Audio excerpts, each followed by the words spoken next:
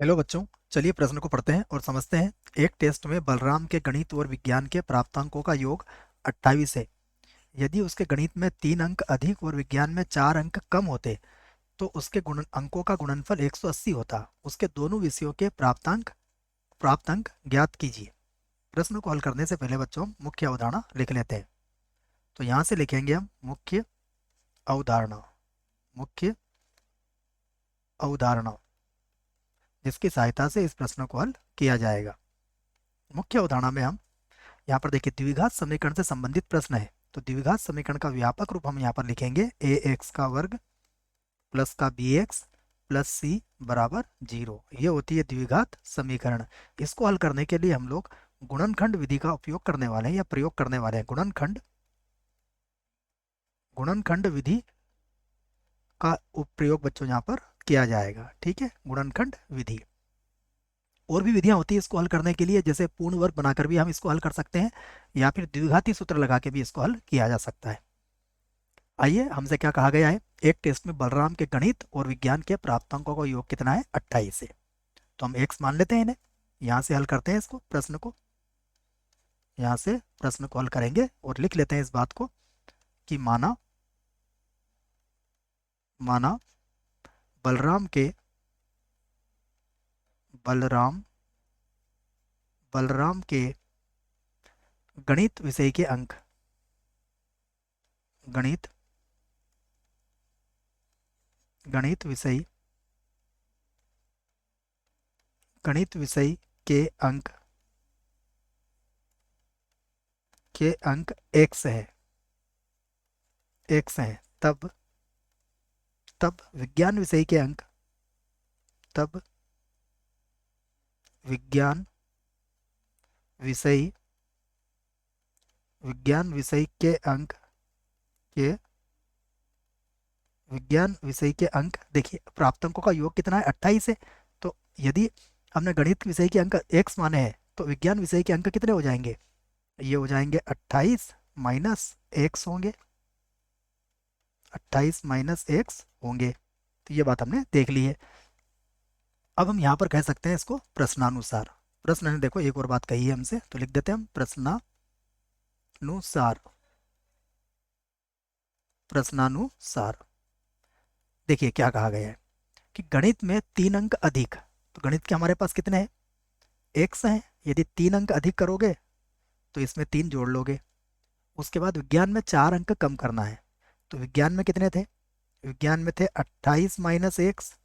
इसमें से हमने क्या किया, 4 कम कर लिया। तो दोनों का गुणनफल किसके बराबर आ रहा है, 180 के बराबर बताया जा रहा है। ये हमने प्रश्नानुसार इसको जमा लिया।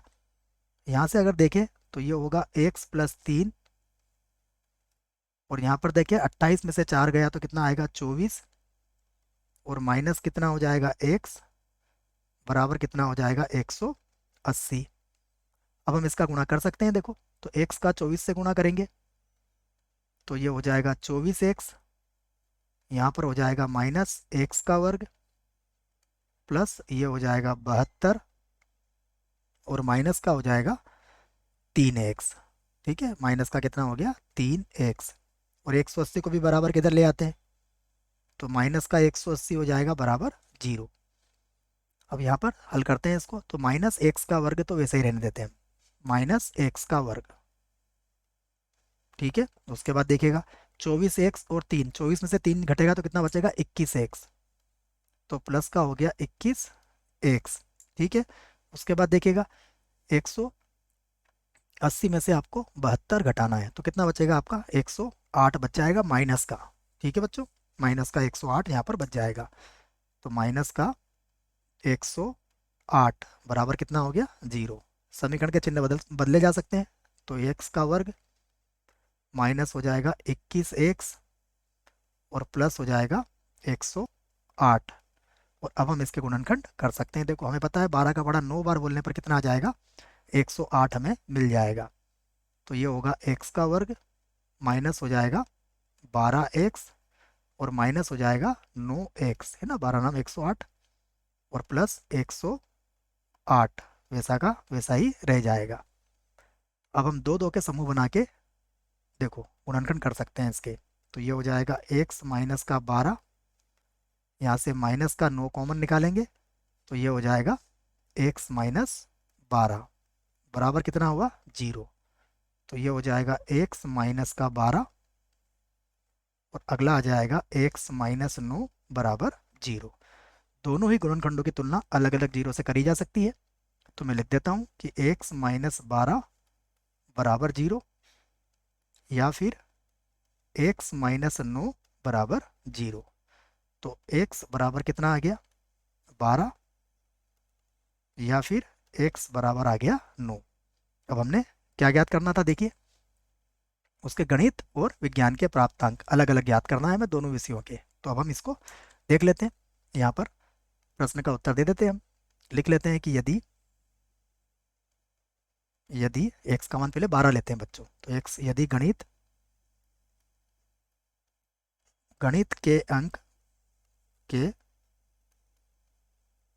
अंक 12 तब विज्ञान के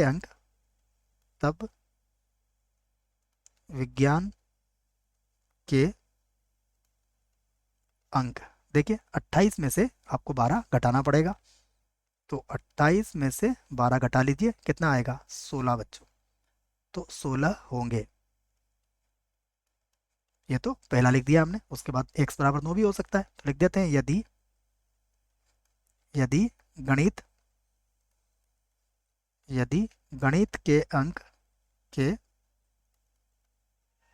अंक कितने 9 तब विज्ञान के अंक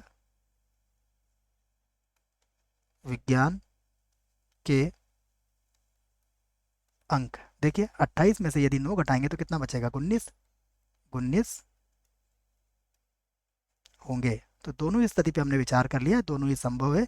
तो ये हमारे प्रश्न का क्या होगा उत्तर होगा बच्चों। आशा करता हूँ प्रश्न का उत्तर समझ में आया होगा। धन्यवाद।